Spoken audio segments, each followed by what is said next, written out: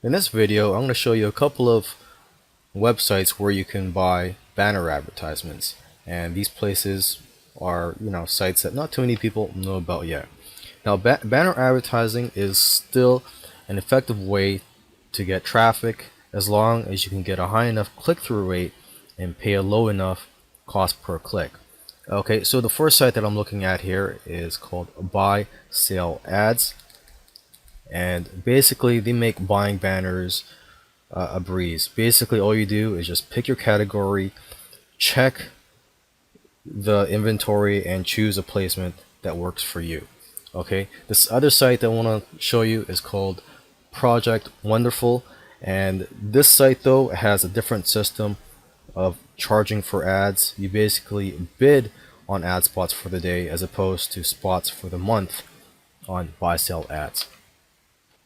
Now, why are these good traffic sources? One reason is they are cheap, and the other reason is that you can advertise almost anything. Now, the keys to success, you should get very visible placements and use proven ads that look like they belong on the sites. And you should also match the demographics of the site by looking at Quantcast and seeing if you can match an offer to those demographics.